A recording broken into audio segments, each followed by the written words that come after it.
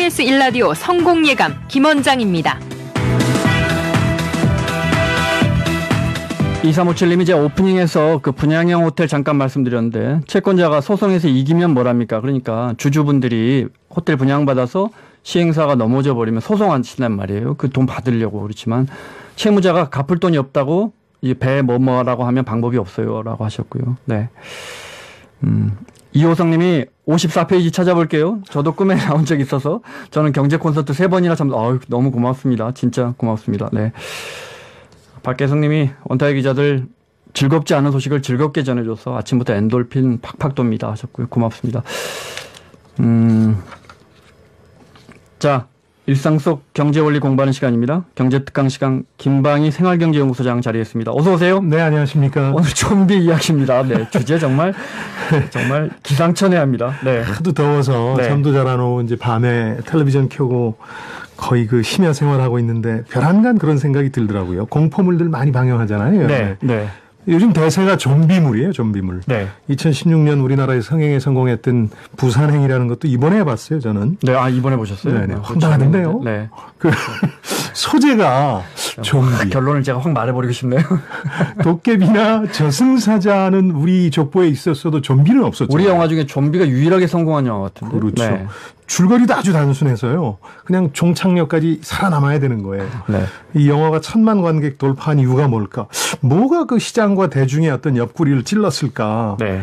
굉장히 그 주체할 수 없는 호기심을 느꼈는데 네. 이런 의문을 풀다가 최근의 성공 공식이랄까요? 뭐 우리가 좋든 싫든 방탄소년단에서 트럼프에 이르기까지 네. 요즘 히트 상품에 모두 적용되는 어떤 공식이 있을 것 같다.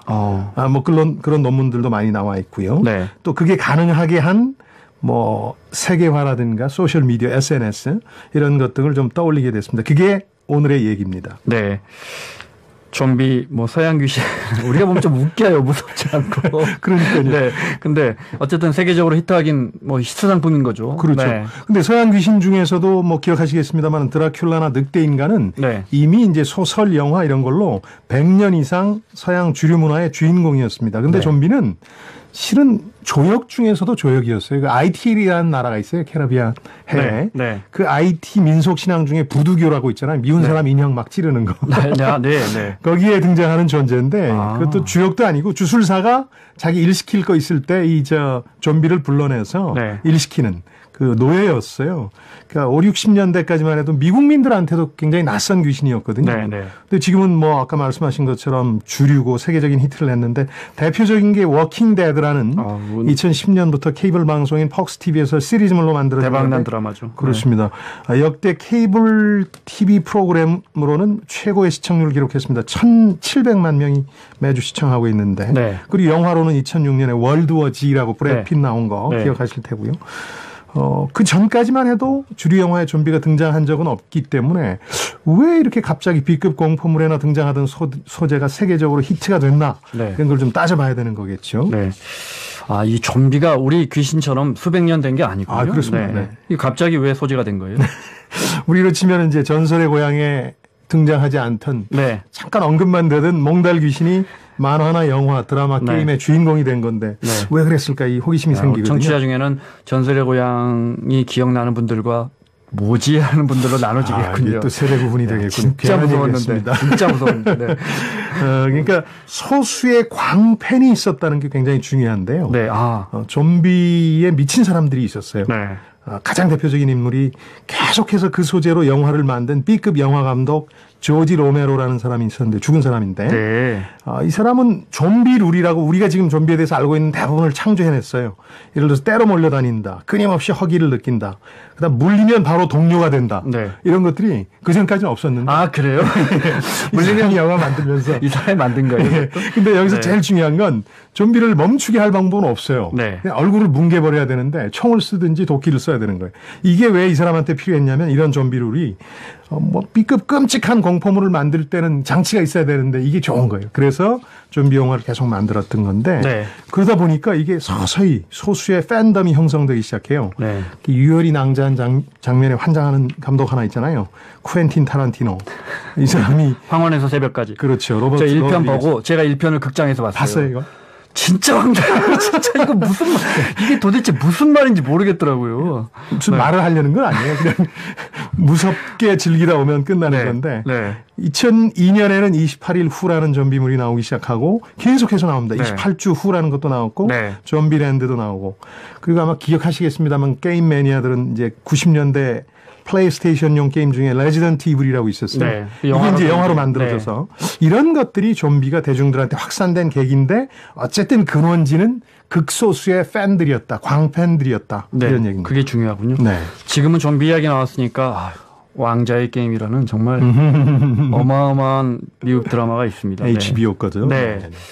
참 나이 50 다 돼서 뭐 저 용 타고 불 뿜고 이런 드라마를 보게 될 거라고는 좀비 나오고 상상도 못했습니다. 그러니까 몇몇 사람들이 좀비를 히트시킨 것처럼 어떤 상품의 성공을 가늠하는 척도가 일단 아주 로얄티가 강한 소수의 광적인 팬이 있어야 한다. 이른바 바라는 존재죠. 바. 과거에는 이제 다수의 소비자가 좋아하면은 상품이 성공한다 이런 전제하에 마케팅을 했죠. 이른바 매스 마케팅입니다. 광고 같은 거. 우리 회사나 브랜드 제품에 대해서 막연히 좋은 이미지를 심어주는 건데 요즘은 그렇게 다수의 애매한 소비자보다는 차라리 소수의 광적인 팬들이 더 낫다고 보는 겁니다. 성공한 정치인들 봐도요. 요즘은 애매한 유권자보다 광적인 팬을 거느린 정치인들이 요즘 더 잘 나가요. 뭐 트럼프도 그렇습니다만은. 애플 아이폰의 성공이 마케팅사에서는 아주 전기가 된 예라고 생각해요. 왜냐하면 전문가들 대부분이 실패를 점쳤거든요. 두 가지 이유 때문이었습니다. 가격이 비싸다. 또 하나는 얼치기 모양으로 이런저런 기능을 섞어놨다.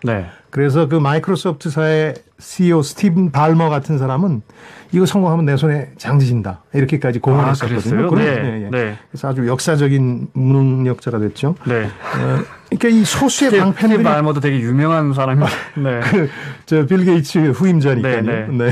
그러니까 소수의 이 바들, 이 광적인 팬들이 생기면 이 사람들은 제품에 대해서 따지지 않아요. 지난 겨울에 생각하시겠습니다만 애플 그 배터리 고위 성능 저하 사건으로 통화 안 되는 일들이 많았거든요. 하도 추우니까. 그때도 회사 제품 비난 안 했어요. 우리나라 제품이었으면 막 욕했을 텐데 그 회사니까 그럴 수 있다 이렇게 너그럽게 이해하고 넘어갔죠. 불행한 건 이제 우리 기업들이 인류 혹은 거의 인류에 근접한 제품들을 지금 만들기 시작했거든요. 근데 광팬들은 거의 없다는 거죠. 우리 제품에 대한. 그러니까 현대기아차 위기론도 요즘 나오는데 해외에서 잘 안 팔리고 국내에서도 싫어하는 소비자들이 많아서 이 회사 차 아니면 안 사겠다는 소비자가 단 한 명이라도 있느냐. 이걸 회사가 진짜 진지하게 고민해 봐야 될 때거든요. 이른바 바가 있느냐. 요즘 마케팅에선 바를 거느리는 자가 승리하리라 이런 일종의 새로운 공식이 생겨나고 있습니다. 매우 공감이 됩니다. 강력한 충성도를 가진 고객이 있느냐. 좀비물이 히트하는데 또 다른 요인이 있다면요. 그러니까 단순히 그 소수의 광적 팬만 거느려서는 안 되고요.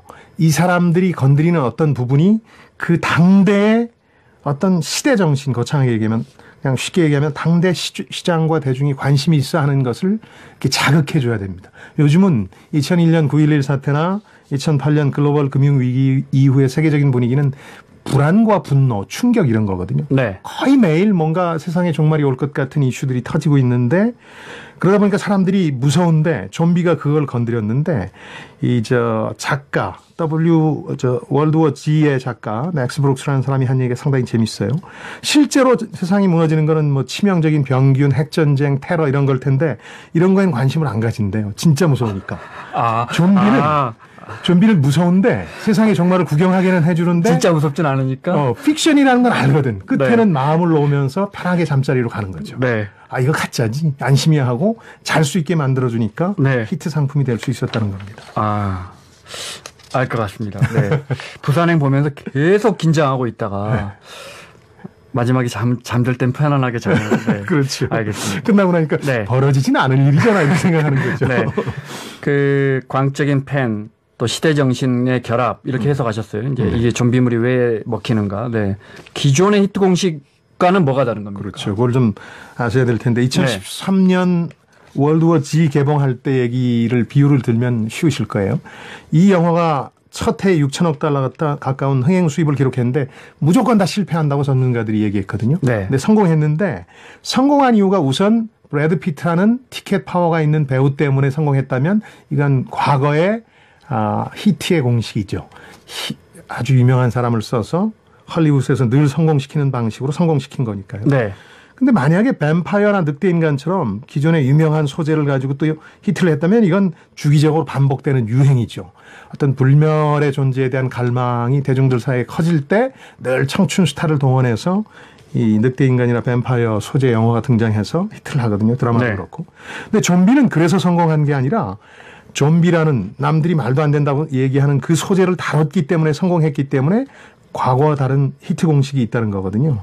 그러니까 어떤 시대의 불안과 분노와 만나서 시대의 열병이 됐는데 몇몇이 광적으로 좋아했던 뭔가가 시대의 어떤 그 생각과 부합하게 되면서 대중의 폭발적인 사랑을 받게 되는 거거든요. 네. 이게 가능한 게 이제 세계화돼서 전 세계인들이 이제 다 보는 거예요. 네. 우리나라에서 좀비 관심 가질 줄 누가 알았겠어요? 아니, 제가 말씀드렸잖아요. 그러니까. 제가 요즘 보는 미국 드라마가 정말 알고 아마 몇억 명이 볼 텐데 그 드라마를. 예. 그래서 지금 다음 시리즈가 겨울에 나오니까 그 겨울 기다린단 말이에요. 8편인가가 기다리고 있는데 예.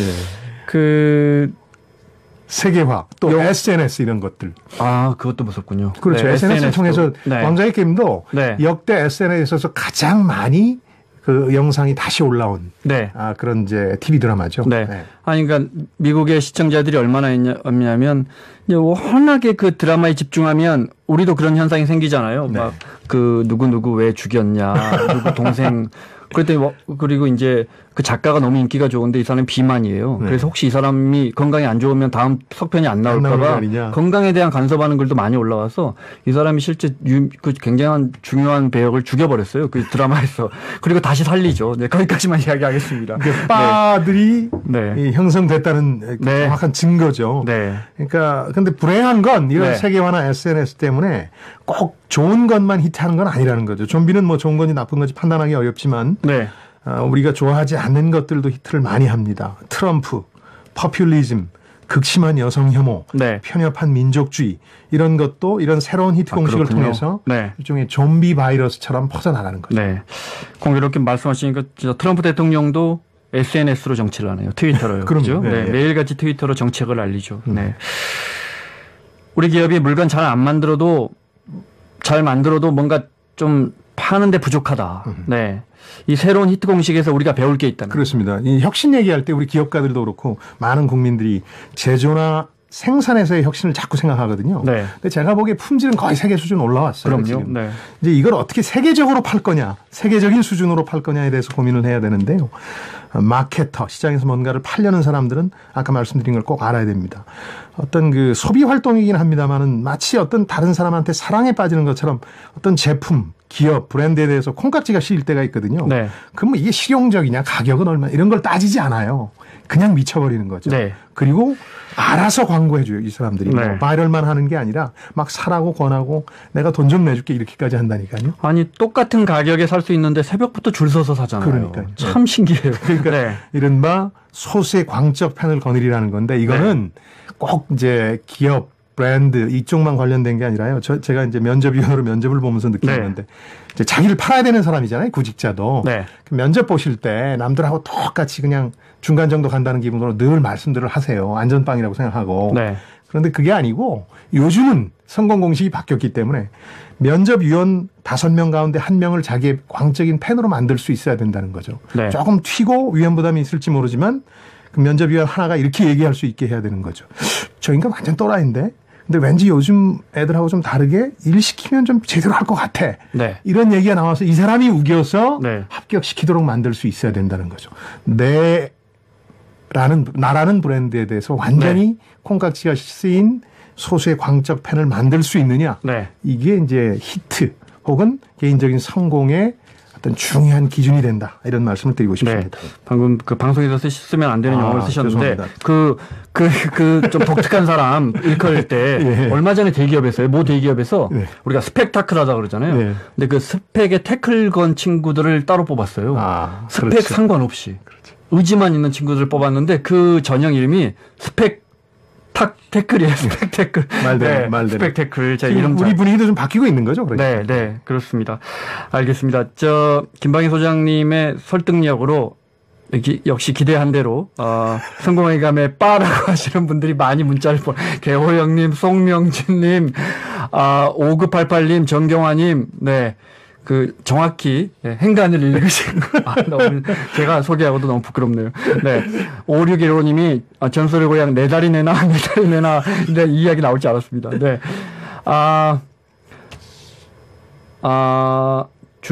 세실리아 님이 페이스북으로 주식을 압도적으로 갖고 있는 사람이 회사의 주인이 돼야 하는 거 아닌가요? 논리상으로 이해가 항상 안 돼요 하셨는데 그래서 이제 우리 지배구조를 복잡하게 굴려놓은 거죠. 작은 지분으로 전체를 경영하려고 보니까 이제 순환출자 해놓고 네. 그걸 이제 이렇게 정리하고 있는 과정이고 또 많이 됐습니다. 우리 기업들이. 9039님이 그 집사라는 게 교회의 집사와 같은 건가요? 맞습니다. 교회의 집사와는 다르죠. 이게 영화 보면 나오는 아까 누가 배트맨의 집사 알프레드 이야기 하셨던데 이인식 님이 네, 그것처럼 내 재산을 잘 지켜주시는 집사. 그러니까 국민연금도 내 돈 굴리잖아요. 그래서 그런 우리 돈을 잘 굴려주라. 그 코드, 그 원칙에 따라서 스튜어드십 코드에 따라서 내 돈 잘 지켜주세요 해서 국민연금이 그걸 도입을 고민하고 있습니다. 자, 제가 다음 주에 휴가 갑니다. 네, 죄송합니다. 한 주 동안 그래도 김방희 소장님이 지켜주십니다. 그러니까 뭐 더 좋아하실 분들이 너무 많을 것 같습니다. 네. 그 고맙다는 말씀도 제가 드리고. 네.